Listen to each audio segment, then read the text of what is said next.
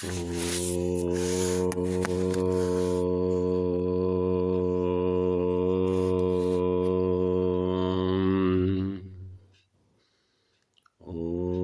सहना भवतु सहनौ भुनक्तु सह वीर्यं कर्वावहै तेजस्विनावधीतमस्तु मा विद्विषावहै। ओम शांति शांति शांति। उपनिषदों की कड़ी में हम देख रहे हैं प्रश्नोपनिषद, और प्रश्नोपनिषद के 3 प्रश्न हम पहले खोल चुके। 3 प्रश्नों के विषय में चर्चा हो चुकी। अब चौथा प्रश्न जो है वो आरंभ करते हैं। इसमें जो सौर्यायणी गार्ग्य है, जो 6 व्यक्ति आए थे पिप्पलाद मुनि से प्रश्न पूछने के लिए, उनमें जो चौथा है वो गार्ग्य है, यानी गर्ग का पुत्र सौर्यायणी, या सौर्यायण का पुत्र गार्ग्य, ऐसा है। सौर्यायण का पुत्र गार्ग्य वो पूछता है, अतः एनम सौर्यायणी गार्ग्य पप्रच्छ। अब सौर्यायणी गार्ग्य जो है वो पिप्पलाद मुनि से बोला, पूछा उसने, भगवान एतस्मिन् पुरुषे कानि स्वपन्ति कानि अस्मिन् जागृति कतर एष देवः स्वप्नान् पश्यति कस्य एतत् सुखं भवति कस्मिन्नु सर्वे संप्रतिष्ठा भवन्ति इति। 5 प्रश्न पूछे। तदंतर उस पिप्पलाद मुनि से सूर्य के पौत्र गार्ग्य ने पूछा, सौर्यायणी सूर्य का पौत्र कह रहे हैं, सूर्य के पौत्र गार्ग्य ने पूछा, भगवान इस पुरुष में कौन इंद्रियां सोती हैं, कौन इसमें जागती हैं। एतस्मिन् पुरुषे कानि स्वपन्ति मतलब कौन कौन सोती हैं, कानि जागृति, कस्मिन् जागृति कौन कौन जागती है, कतर एषा देव स्वप्नान् पश्यति और कौन देव स्वप्नों को देखता है, किससे ये सुख अनुभव होता है, अर्थात कस्य एतत् सुखं भवति किसको ये सुख होता है, कस्मिन्नु सर्वे संप्रतिष्ठा भवन्ति इति, और किसमें ये सब संप्रतिष्ठित है, किसमें ये प्रतिष्ठित है, किसमें ये ठहरी हुई है। ऐसा पहले मंत्र में प्रश्न पूछा गार्ग ने। तो इसके उत्तर में पिप्पलाद बोले, तस्मै स होवाच, उससे वे पिप्पलाद मुनि बोले, यथा गार्गे मरीचयो अर्कस्य अस्तम गच्छतः सर्वा एतस्मिन् तेजो मंडले एकी भवन्ति, कि हे गार्ग, जैसे किरणें सूर्य के अस्त होने के समय गच्छतः, जब वो अस्त होने के लिए जाता है, तो सर्वा एतस्मिन् तेजो मंडले एकी भवन्ति, सब उसके तेजो मंडल में एकीभूत हो जाती हैं। ताः पुनः उदयंतः प्रचरन्ति, और जैसे ही वो उदय होने के लिए आता है तो फिर से उसी में से निकलकर फैल जाती हैं, प्रचरन्ति फैल जाती हैं। एवं हा वै तत्सर्वं परे देवे मनसि एकी भवति, इसी प्रकार से वे सब, अर्थात वे सब इंद्रियां परे देवे परम देव मन में एकी भवति एक हो जाती हैं। जिस प्रकार से सूर्य की किरणें जब वो अस्त होने को होता है तो तेजोमंडल में ही समा जाती हैं और उदय होने के समय उसी में से निकलकर फैल जाती हैं, इसी प्रकार से ये इंद्रियां भी जब सोने का समय आता है, तत्सर्वम परे देवे मनसि एकी भवति, सारी उस परम देव मन में एक हो जाती हैं। तेन तरहि एष पुरुषो न शृणोति न पश्यति न जिघ्रति न रसयते न सप्रस्यते न अभिवदते न आदत्ते न आनंद्यते न विसृजते न ईयायते स्वपीति इति आचक्षते। इसी के कारण फिर वो ऐसा पुरुष, ये पुरुष न शृणोति, न सुनता है, न पश्यति, न देखता है, न जिघ्रति, न सूंघता है, न रसयति, ना ही कोई रसना से वो रस लेता है, न स्पृशते, ना ही कोई स्पर्श का अनुभव करता है, न अभिवदते, और ना ही वो बोलता है, और न आदत्ते, ना ही वो कुछ ग्रहण करता है, न आनंद्यते, और किसी प्रकार का उसको आनंद भी नहीं आता, यानी बाहर से जो मिलने वाला है ना, उस आनंद की बात कर रहे हैं। तो न विसृजते, और ना ही कुछ त्यागता है, अर्थात ये आनंद और त्याग जो है ये मूत्रेंद्रिय और मलेंद्रिय का विषय है, तो इनको भी छोड़ देता है। न ईयायते, और वो कोई भी चेष्टा नहीं करता, ईयायते मतलब कोई भी चेष्टा नहीं करता। स्वपीति इति आचक्षते, उस समय कहते हैं कि ये सो गया। तो इस प्रकार से सोने की सारी बातें बता दी कि निद्रा में क्या होता है। और फिर आगे तीसरे मंत्र में कहते हैं प्राण आग्नेय एव एतस्मिन् पुरे जागृति। और इसमें प्राण अग्नियाँ जो हैं वो इस शरीर में पुर में जागती हैं। इसको पुर इसलिए कहते हैं कि ये जो एक पुरी है और इसी के अंदर ये जीवात्मा रहता है, इसलिए इसको पुरी का है। ये एक घर है उसका, या उसका एक नगर है, ऐसा कह सकते हैं। तो प्राण अग्नय है एतस्मिन् पुरे जागृति। अब इसकी तुलना यज्ञ से कर रहे हैं कि यज्ञ में एक गार्हपत्य अग्नि होती है, एक अनवहार्य पचन अग्नि होती है, और एक जो है तीसरी अग्नि होती है, दक्षिणाग्नि होती है। तो इस प्रकार से उन सब से इनकी तुलना कर रहे हैं। गार्हपत्यो है वा एषो अपानो व्यानो अनवहार्य पचनो यद गार्हपत्य प्रणीयते प्रणयनात् आह्वनीय प्राणः। कहते हैं कि इस शरीर रूप पुर में प्राणाग्नि ही जागते हैं, यानी प्राणाग्नियाँ ही जागती हैं। यह अपान ही गार्हपत्य अग्नि है। अपान जो नीचे की तरफ है, गुदा के पास, नाभि चक्र से नीचे, वो जो अपान है वो गार्हपत्य अग्नि है, क्योंकि अपान से ही सारी अग्नियाँ, इससे गार्हपत्य अग्नि से ही सारी अग्नियाँ ली जाती हैं। तो श्वास वहीं से चलता है, नाभि चक्र से ही। तो व्यान अनवहार्य पचन अग्नि है, तथा जो गार्हपत्य से ले जाया जाता है वह प्राण ही प्रणयन ले जाने के कारण आह्वनी अग्नि है। वहाँ से क्योंकि इसको लेकर जाते हैं प्राण को, जो नाभि का केंद्र है अपान से जब इसको लेकर जाते हैं तो इसको आह्वनीय अग्नि भी कहते हैं। आह्वनीय मतलब जिसमें आहुतियाँ दी जाती हैं, अर्थात ये प्राण और अपान जो है वो नाभि केंद्र से ही प्राण चलता है, और वापसी में नासिका से जो अंदर आता है उसको अपान कहते हैं। तो प्राण अपान दोनों का व्यापार वहाँ से आरंभ होता है, तो इसलिए इसको आह्वनीय अग्नि कहते हैं। तो कह रहे हैं कि इस प्रकार से इसकी तुलना यज्ञ से कर रहे हैं।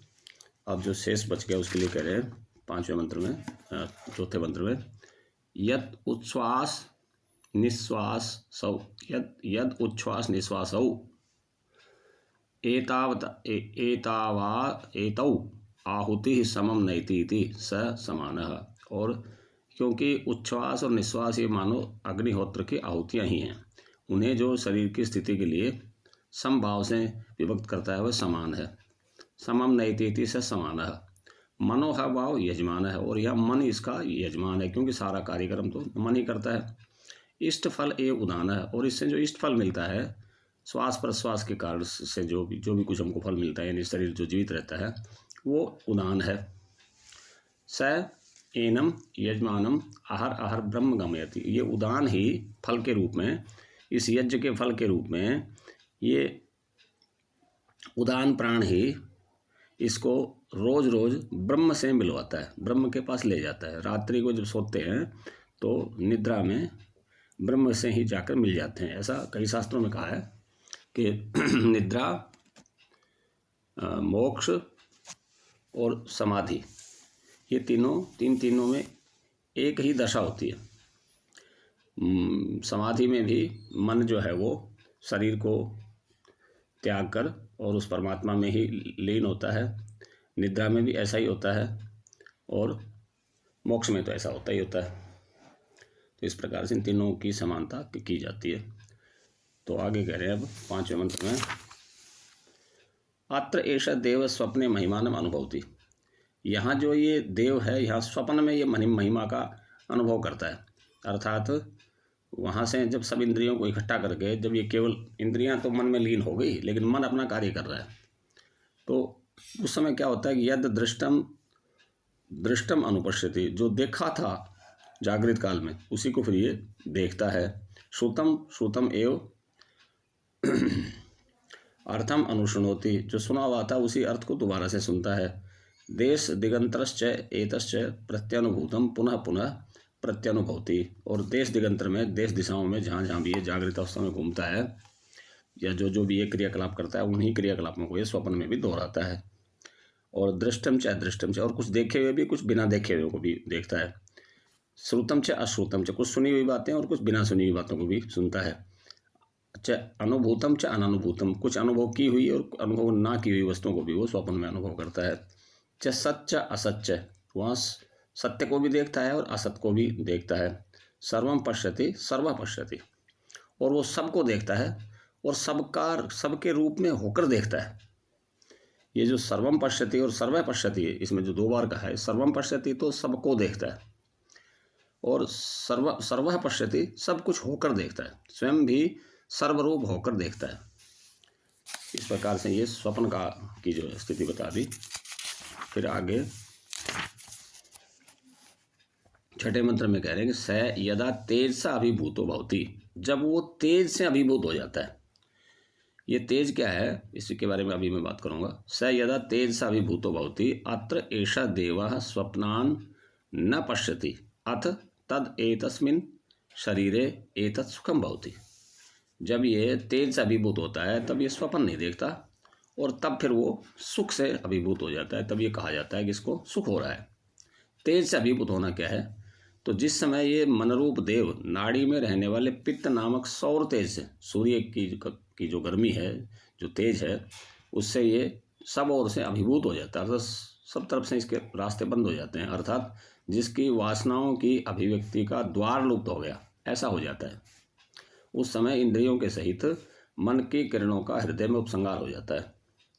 उस समय इंद्रियों के सहित मन भी फिर वो हृदय में, या यूँ कहें कि बुद्धि में जाकर वो समाहित हो गया, उपसंहार हो गया। जिस समय मन काष्ठ में व्याप्त अग्नि के अनुसार, जैसे काठ में अग्नि तो रहती है परंतु वो प्रकट होती है प्रज्वलित करने से ही, अंगारों के पास रखने से ही, या जलती हुई अग्नि में यदि ईंधन को रखा जाए तो ईंधन में जो अग्नि थी वो भी प्रकट हो जाती है, तो उस समय वो अप्रकट रहती है। मतलब जिस समय मन काष्ठ में व्याप्त अग्नि के समान निर्विशेष विज्ञान रूप से संपूर्ण शरीर को व्याप्त करके स्थित होता है, उस समय वह सुसुप्ति अवस्था में पहुंच जाता है।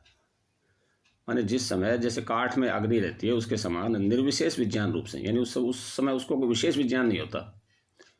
विशेष विज्ञान कैसे कैसे नहीं होता, इसको अगले मंत्र में कहेंगे। अर्थात इस समय ये मन नाम वाला देव स्वप्नों को नहीं देखता, क्योंकि उन्हें देखने का द्वार तेज से रुक जाता है।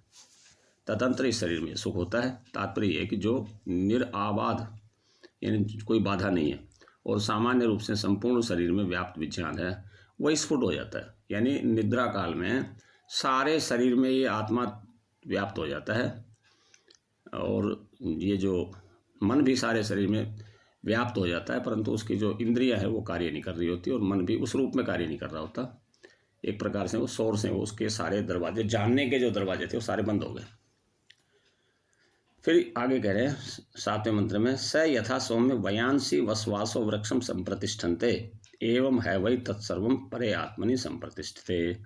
एक उदाहरण के द्वारा समझा रहे हैं कि जैसे, हे सौम्य, जैसे वयांसी यानी पक्षी, वायु में उड़ने वाले जितने पक्षी हैं, वो वासो वृक्षम संप्रतिष्ठन्ते, जैसे रात को अपने वृक्ष में जो जो उनका वास स्थान होता है वहाँ पर सब आकर इकट्ठे हो जाते हैं। एवं वही तत्सर्वम परे आत्मनि संप्रतिष्ठते, इसी प्रकार से उस आत्मा में सारी इंद्रियां और मन, वो सब के सब आत्मा रूपी जो उनका घर है उसमें जाकर वो सब प्रतिष्ठित हो जाते हैं, ठहर जाते हैं। उस समय उनको बाहर का कोई आभास नहीं होता।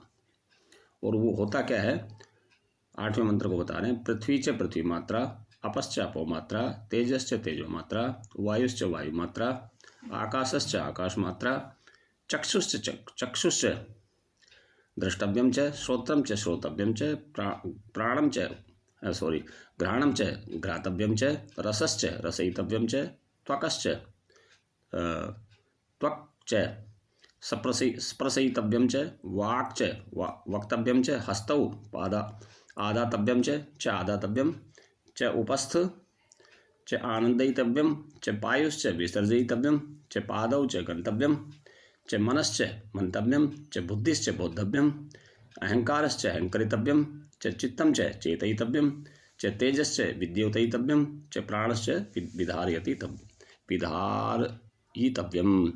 इस प्रकार से ये पृथ्वी और पृथ्वी की मात्रा अर्थात गंध तन मात्रा, जल और रस तन मात्रा, तेज और स्वरूप तन्मात्रा, वायु और स्पर्श तन्मात्रा, आकाश और शब्द तन्मात्रा, नेत्र और द्रष्टव्य विषय यानी रूप, श्रोत्र और श्रोतव्य अर्थात शब्द, घ्राण और घ्रातव्य अर्थात गंध, रसना और रसयितव्य मतलब रस, त्वचा और स्पर्श योग पदार्थ, हाथ और ग्रहण करने योग पद वस्तु, उपस्थ और आनंदितव्य, पायु और विसर्जितव्य, पाद और गंतव्य स्थान, मन और मनन करने योग्य, बुद्धि और बोधव्य, अहंकार और अहंकरितव्य यानी अहंकार का विषय, चित्त और चेतयितव्य मतलब चेतनीय, तेज और प्रकाश्य पदार्थ तथा प्राण और धारण करने योग्य वस्तुएं वे सभी के सभी आत्मा में लीन हो जाते हैं।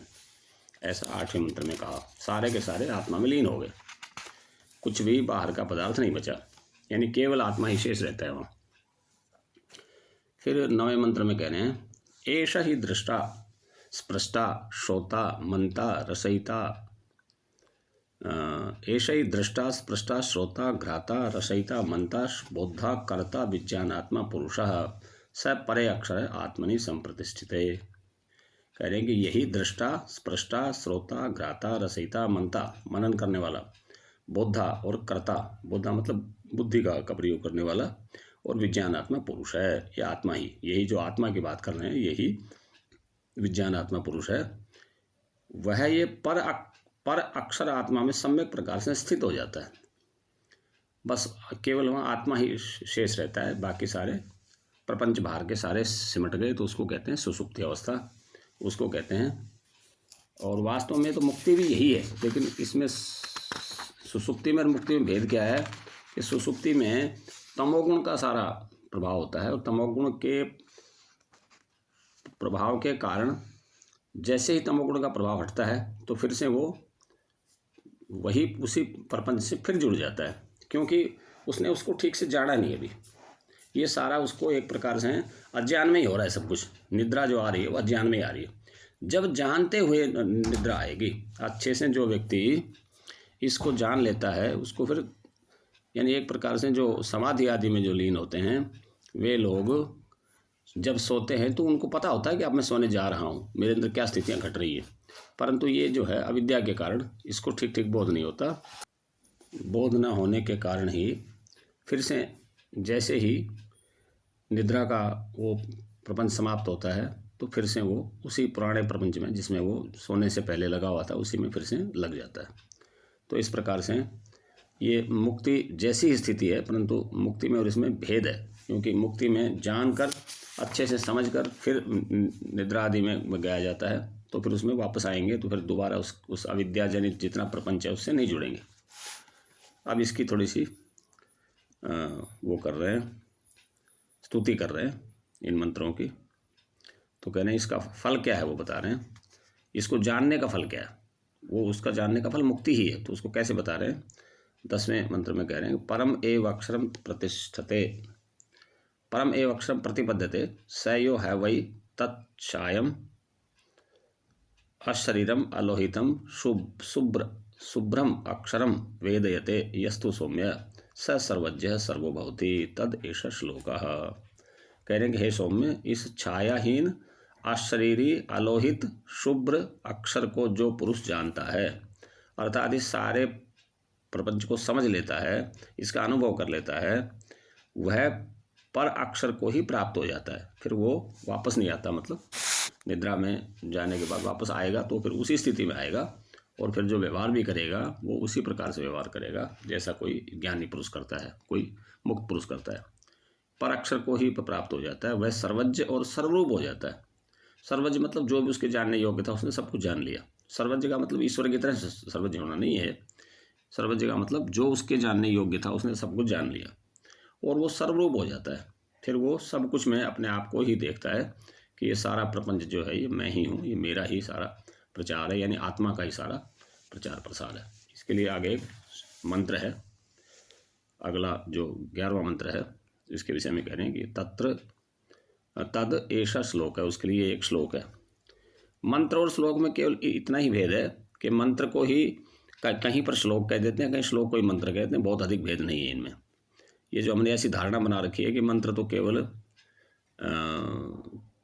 मंत्र संहिता यानी 4 वेदों में ही हैं, ये धारणा हमारी ठीक नहीं लगती मुझे, क्योंकि उपनिषदों में भी कुछ जगह मंत्र हैं, सारे तो मंत्र नहीं है। और मंत्र होने से कोई ऐसा नहीं है कि मंत्र जो हो गया वही सब कुछ है, तो ये धारणा हमारी ठीक नहीं है। वेदों में भी मंत्र है और बाहर भी मंत्र है, दूसरी जगह भी। तो कह रहे हैं कि विज्ञान आत्मा, ये 11वें मंत्र में कह रहे हैं, विज्ञान आत्मा सह दैवश्च सर्वैः प्राणा भूतानि संप्रतिष्ठन्ते यत्र तदक्षरम वेदयते यस्तु सौम्य स सर्वज्ञ सर्वम एव आविवेश इति। कह रहे हैं कि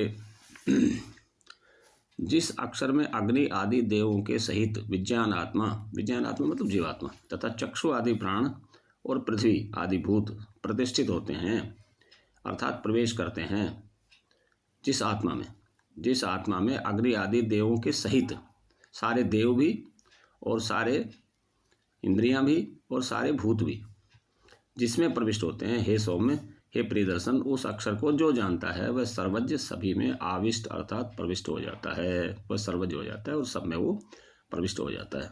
तो इस प्रकार से ये चौथा प्रश्न समाप्त हुआ। ओम शांति शांति शांति।